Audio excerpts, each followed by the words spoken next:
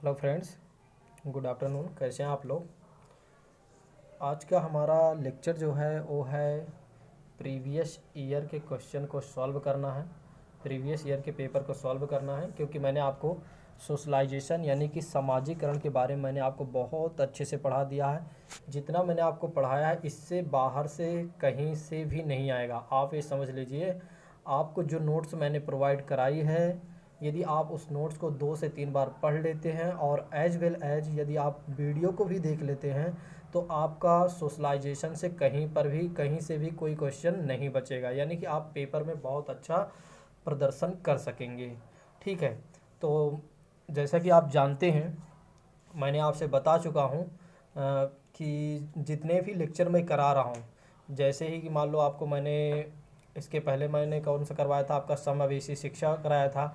तो समावेशी शिक्षा के बारे में मैंने आपको प्रीवियस ईयर के क्वेश्चन सॉल्व करवा दिया है। आज जो हम करवा रहे हैं, आज जो हम करेंगे वो है सोशलाइजेशन। सोशलाइजेशन का पूरा चैप्टर मैंने आपको कंप्लीट करवा दिया है।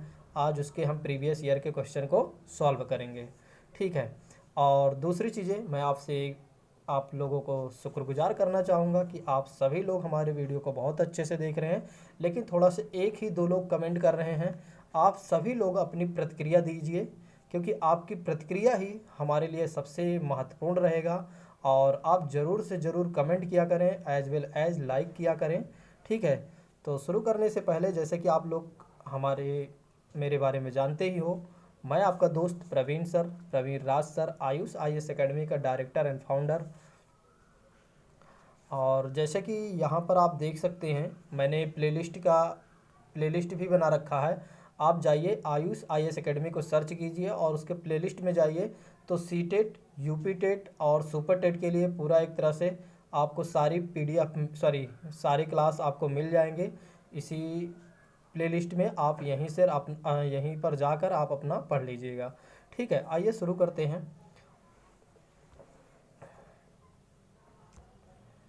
सॉरी दोस्तों, जैसे कि आप जानते ही हैं, ग्रो एजुकेशन के नाम से हमारा एक तरह से टैगलाइन चल रहा है। इस टैगलाइन को आप लोगों का क्या कार्य है, इसका विस्तार करना है। और उससे पहले मैं चाहूँगा जो लोग भी इस चैनल पर नए जुड़ रहे हैं, जल्दी से जल्दी सब्सक्राइब कर दें। और साथ ही साथ जो भी लोग भी पुराने जुड़े हुए हैं हमसे, वो तुरंत ही लाइक कर दें। आपके जो लेक्चर हो जा जो आज आज सॉरी जो आपका लेक्चर होगा काफ़ी रुचिकर होगा। उसका रीज़न ये है कि आपको मैंने पढ़ा दिया है और आपको क्वेश्चन करने में काफ़ी आसानी होगी और आपको थोड़ा सा सुलभ और अच्छा फील होगा। और साथ ही साथ मैं ये भी कहना चाहूँगा, आप चाहो तो पेन कॉपी लेकर बैठिए, नहीं तो आप कमेंट बॉक्स में जाकर आप अपने सारे आंसर को तुरंत तुरंत टाइप करिएगा। ठीक है, पहला का अगर दूसरा है, तीसरा का चौथा, जैसे ये ऑप्शन उसमें लिखा है एज इट इज़ आपको कमेंट बॉक्स में देना है अपना। ठीक है, अपना आंसर, ताकि मैं आपका चेक कर सकूं और दूसरे दिन मैं अनाउंस भी कर दूंगा हाँ किसका कितना अच्छा परफॉर्मेंस रहा। आपको साथ ही साथ सारी PDF भी मिल जाएगी। ठीक है, आइए शुरू करते हैं किसी और बात की चर्चा ना करते हुए। पहला जो क्वेश्चन है आपके स्क्रीन पर, वो है परिवार एक साधन है। परिवार एक साधन है, बताइए पहला इसमें ऑप्शन क्या है। परिवार एक साधन है, अनौपचारिक शिक्षा, दूसरा है औपचारिक शिक्षा, तीसरा है आपका गैर औपचारिक शिक्षा, और चौथा है आपका दूरस्थ शिक्षा। बताइए कौन सा ऑप्शन सही हो सकता है, जल्दी से बताइए। आप लोग कमेंट करिए जल्दी से।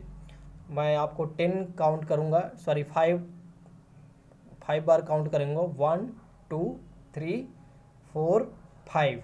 अब देखिए, इसको सॉल्व करने का एक तरीका देखो। परिवार एक साधन है, कैसा साधन है? शिक्षा का कैसा साधन है? अनौपचारिक साधन है।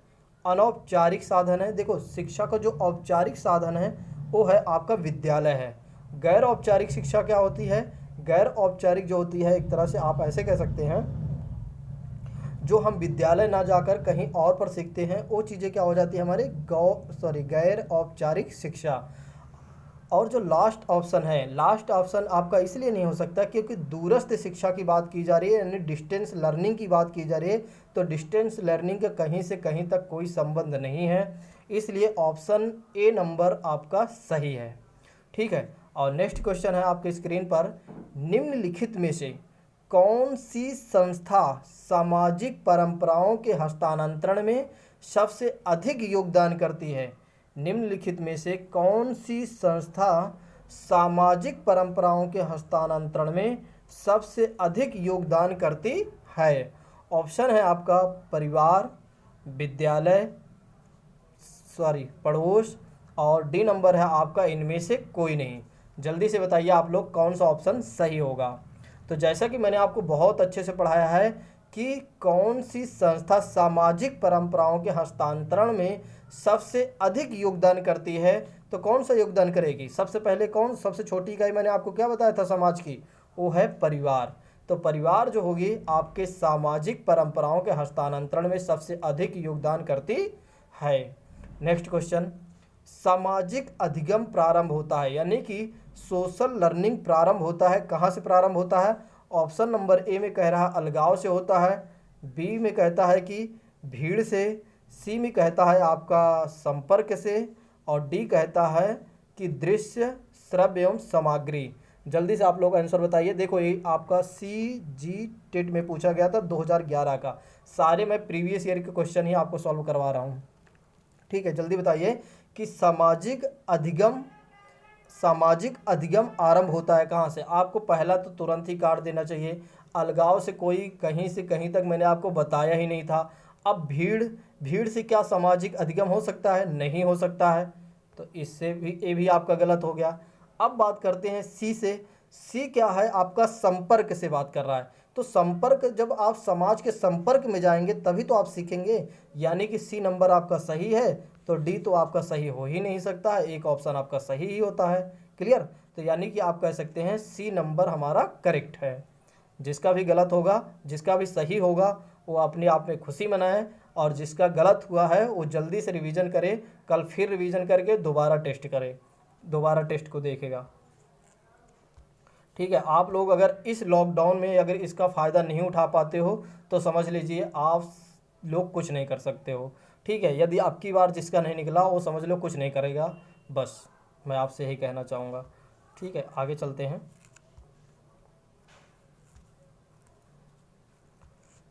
नेक्स्ट क्वेश्चन है, समाजीकरण के संदर्भ में विद्यालय के पास समाजीकरण के संदर्भ में विद्यालयों के पास प्रायः एक प्रच्छन्न पाठ्य चर्चा विद्यमान रहती है।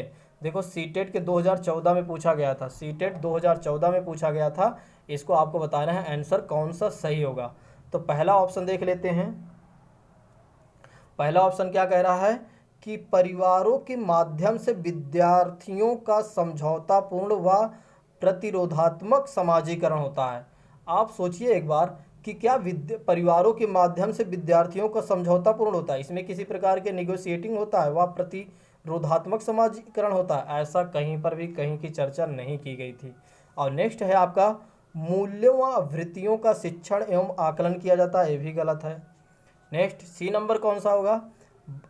कलात्मक अधिगम चिंतन व समकक्षीय साथी एवं अध्यापक की अनुकृति द्वारा विशेष रूप से अपनाया जाने वाला व्यवहार है। तो बताइए क्या ये सही है? नहीं, ये भी गलत है। और डी नंबर आपका सही है, क्योंकि आपका 3 गलत हो गया। अंतःक्रिया, एक मिनट दोस्तों, अंतःक्रिया व सामग्री द्वारा विद्यालयों में प्रस्तुत की जाने वाली सामाजिक भूमिकाओं से संबंध अनौपचारिक संकेत देती है, इसलिए यह ऑप्शन सही है। और नेक्स्ट देखते हैं। नेक्स्ट क्वेश्चन बहुत ही प्यारा सा क्वेश्चन है आपके लिए कि समाजीकरण एक प्रक्रिया है। इसका जिसका भी गलत हुआ समझ लेगा, अच्छी बात नहीं होगी, इसका मतलब वो पढ़ नहीं रहा। ठीक है, समाजीकरण, क्वेश्चन को एक बार मैं फिर से रिपीट करना चाहूँगा। समाजीकरण एक प्रक्रिया है, बताइए समाजीकरण एक प्रक्रिया है। 2015 के सीटेट में पूछा गया था, बहुत प्यारा क्वेश्चन है। आप लोग बताइए इसका। ऑप्शन नंबर ए कह रहा है कि मूल्यों एवं मूल्यों, विश्वासों तथा अपेक्षाओं को अर्जित करने की। और नेक्स्ट है मित्रों के साथ सामाजिक बनने की। और नेक्स्ट है आपका घुलने मिलने तथा समायोजन की। और लास्ट है आपका एक समाज कि संस्कृत की आलोचना करने की सीख की। तो यहाँ से तो गलत ही हो गया, सीधा सिंपल सी बात कर रहा है, यहाँ आलोचना करने से कोई समाजीकरण तो हो ही नहीं सकता। और नेक्स्ट है, अगर हम बात करें तो घुलने मिलने से कोई समायोजन नहीं हो सकता। घुलने मिलने तथा समायोजन की वजह से समाजीकरण की प्रक्रिया नहीं हो सकती है। और मित्रों के साथ सामाजिक बनने की, यहाँ देखिए सामाजिक बनने की बात की जा रही, इसलिए ये भी सही गलत है। ऑप्शन नंबर इसलिए ए सही है क्योंकि यहाँ मूल्यों, विश्वासों तथा अपेक्षाओं को अर्जित करने की बात की जा रही है, इसलिए ऑप्शन ए करेक्ट है।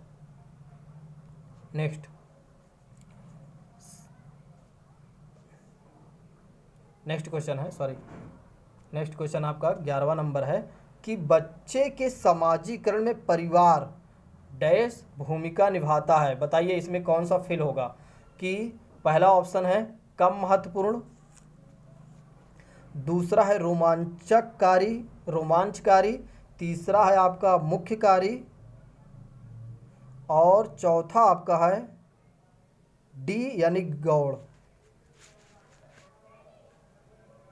बताइए जल्दी से कौन सा ऑप्शन सही होगा। ऑप्शन नंबर सी करेक्ट होगा, क्योंकि यहाँ पर कहा जा रहा है बच्चे के समाजीकरण में परिवार की मुख्य भूमिका होती है। समाजीकरण में किसके? बच्चों के समाजीकरण में परिवार की क्या होती है? मुख्य भूमिका होती है। क्या कम महत्वपूर्ण होता है? गलत। ये भी आपका रोमांचकारी होता है, भी गलत। गौड़ होता है, भी गलत। नेक्स्ट क्वेश्चन, उसके बाद है क्वेश्चन नंबर 12 कह रहा है कि निम्नलिखित में से समाजीकरण की गौड़ कारक हो सकते हैं।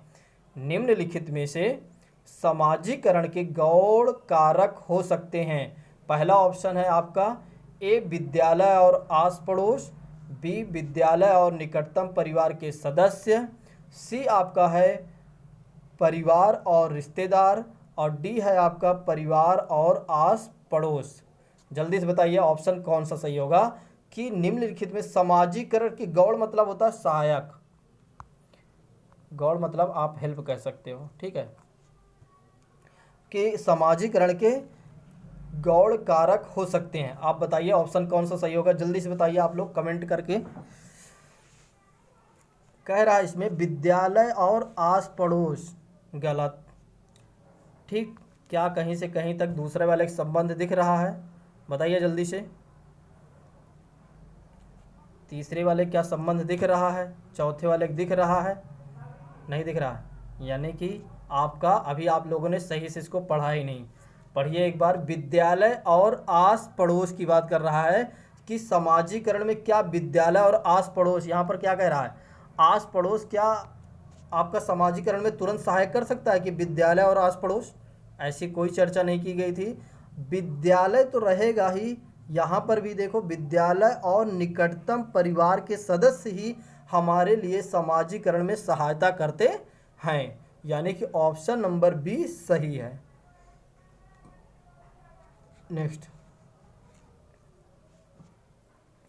क्वेश्चन है कि शिक्षा के संदर्भ में समाजीकरण से क्या तात्पर्य है?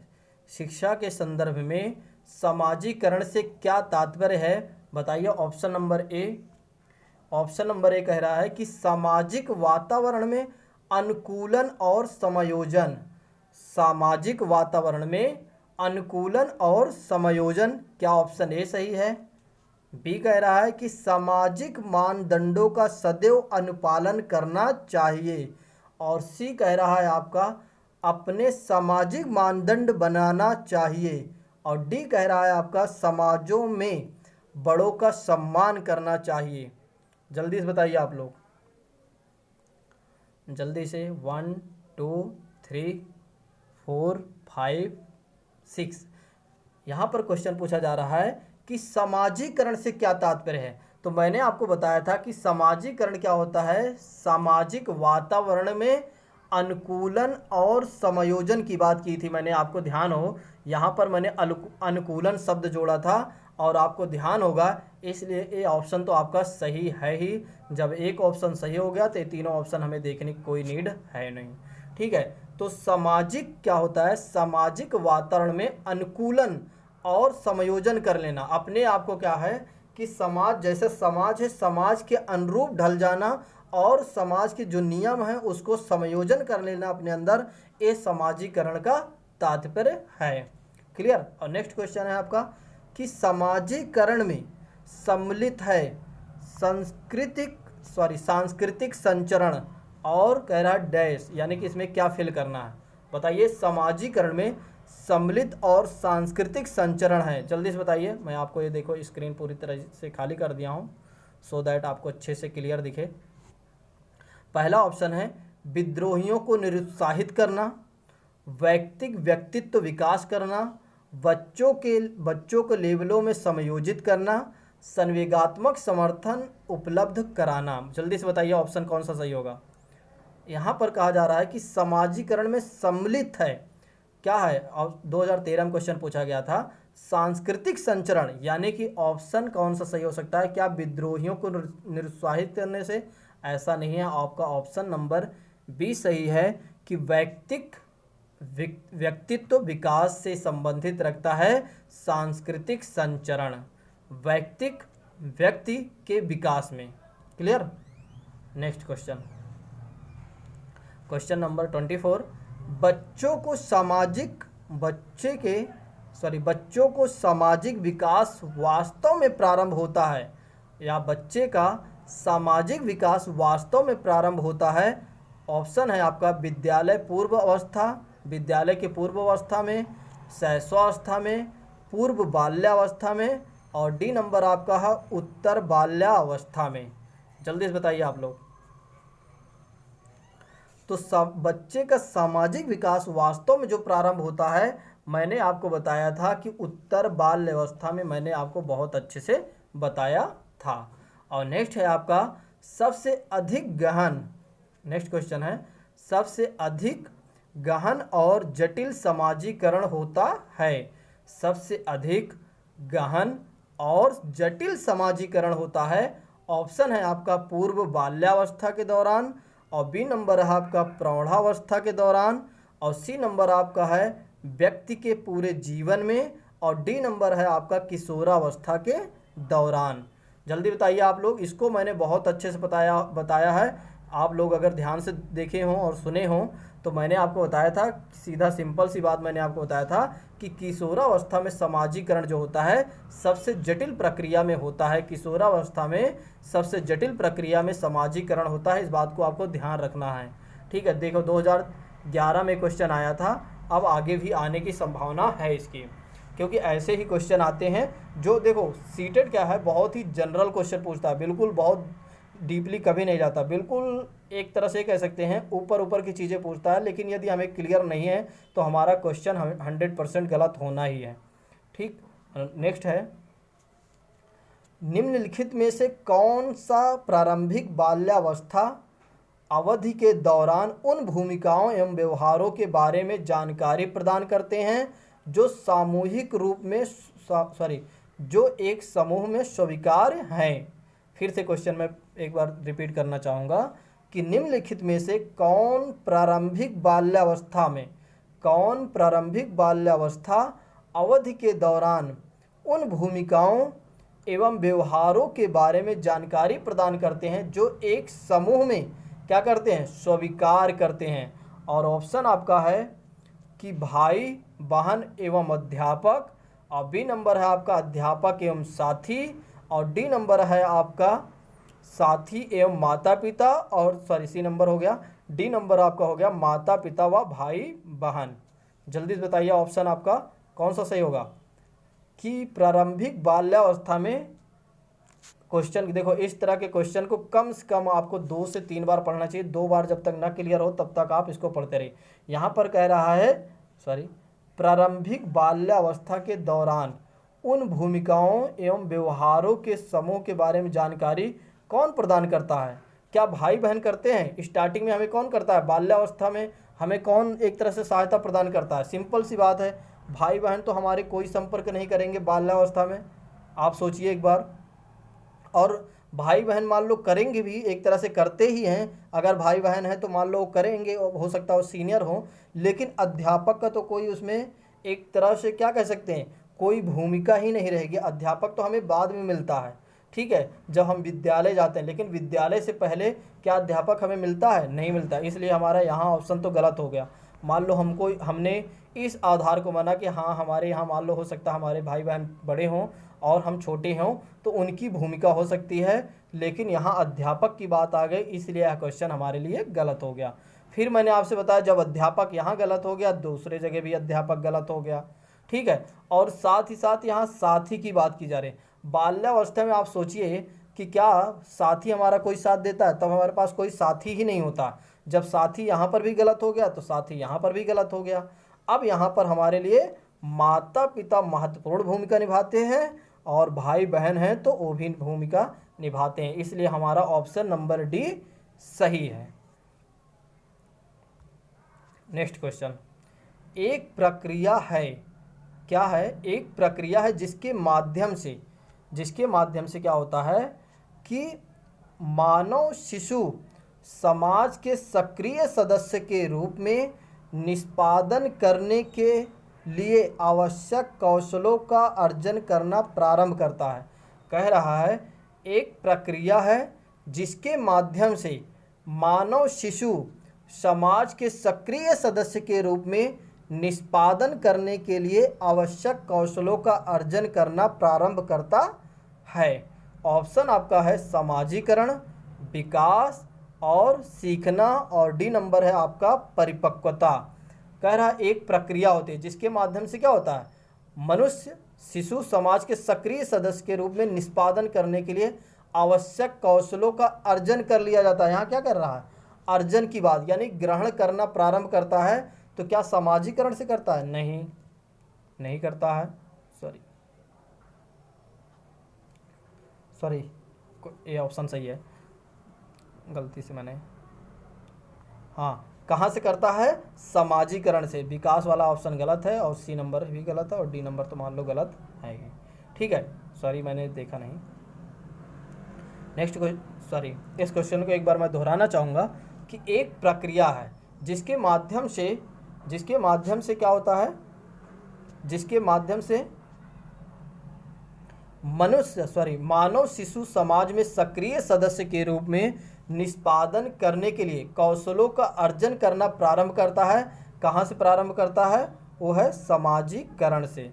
कहाँ से प्रारंभ करता है? वो है समाजीकरण से। और आज का लास्ट क्वेश्चन आपके लिए है, 2016 के सीटेट में क्वेश्चन आया था कि विद्यालय और समाजीकरण के बारे में निम्नलिखित में से क्या सत्य है? तो इसको आप लोग जल्दी से करिए। पहला ऑप्शन है आपका कि विद्यालय समाजीकरण का पहला मुख्य कारक है, और बी नंबर है आपका विद्यालय समाजीकरण का एक महत्वपूर्ण कारक है, और सी नंबर है समाजीकरण में विद्यालय की कोई भूमिका नहीं होती है। तो ये तो ऑप्शन तुरंत ही गलत कर दो क्योंकि भूमिका होती है, ठीक है। और नेक्स्ट है आपका कि समाजीकरण में विद्यालय की बहुत थोड़ी भूमिका होती है। फिर देखो यहाँ पर ए भी ऑप्शन आपका गलत हो गया, सी भी मैंने गलत कर दिया।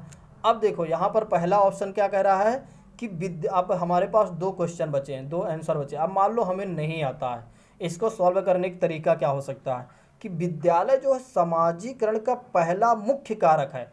यहाँ पर जब केवल शब्द आ जाए, पहला शब्द आ जाए, एकमात्र शब्द आ जाए, तो इस पर ज़रूर फोकस करिएगा। ज़्यादातर 90% ये क्वेश्चन गलत हो जाते हैं जब ऐसे शब्द आ जाते हैं, पहला आ जाए, एकमात्र आ जाए, ठीक है, केवल आ जाए बीच में, ठीक है, ऐसे जगह आंसर में, तो ये समझ लीजिए 90% गलत होने के चांस इसके रहते हैं।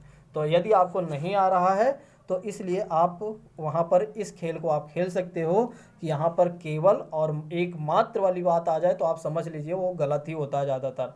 तो यहाँ पर क्या कह रहा है कि विद्यालय समाजीकरण का पहला मुख्य कारक है। समाजीकरण का पहला मुख्य कारक क्या है? मैंने आपको क्या बताया था? परिवार के बारे में बताया था। तो परिवार होना चाहिए, और लेकिन एक मिनट, मैंने आपको बताया था, हाँ, विद्यालय जो है समाजीकरण का पहला मुख्य कारक है।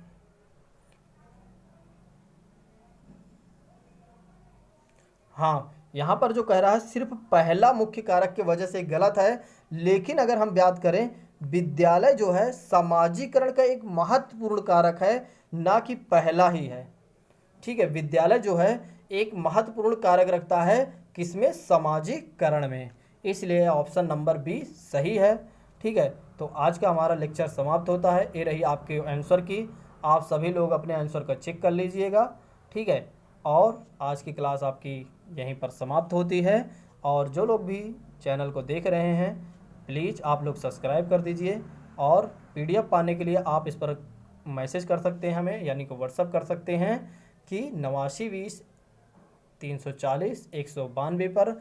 और साथ ही साथ मैं आप लोगों से भी कहना चाहूँगा कि हो सकता है मैं बहुत जल्द आप लोगों के लिए एक कोर्स और भी लॉन्च कर दूँ, वो है एनसीईआरटी बेस्ड मैं आपको पढ़ाऊँगा, जिससे कि आपका बहुत सारे क्वेश्चन क्लियर हो जाएंगे। ठीक है, और दूसरी चीज़ मैं आपसे ये भी कहना चाहूँगा कि आप लोग प्लीज़ अपना एक तरह से प्रतिक्रिया दिया करें। ठीक है, क्योंकि आपकी प्रतिक्रिया का मुझे बेहद इंतज़ार रहता है कि हाँ, आप लोग जो लोग भी देख रहे हैं हो सकता है कोई ना कोई प्रतिक्रिया ज़रूर देंगे। आप ज़रूर अपना सुझाव व्यक्त किया करें कमेंट में, कमेंट बॉक्स में जाकर कि हाँ सर आपको ऐसा करना चाहिए, या मेरे लिए कोई सुझाव है, या आप अपने लिए कोई सुझाव। दूसरी चीज़ें मैं एक चीज़ और भी कहना चाहूँगा, यदि आपको किसी प्रकार का डाउट है तो आप मुझे व्हाट्सअप कर दीजिए कि हाँ सर इस चैप्टर में मुझे डाउट है, अभी तक आपने जो पढ़ाया है, तो एक दिन मैं डाउट क्लास रख दूंगा। आप सभी लोग अपना अपना डाउट भेज दीजिए, तो ताकि सभी का डाउट मैं एक बार कलेक्ट करके और उसकी एक अलग वीडियो बना दूंगा, जिससे कि आपको किसी प्रकार की समस्या नहीं होगी। तो थैंक यू सो मच, जय हिंद।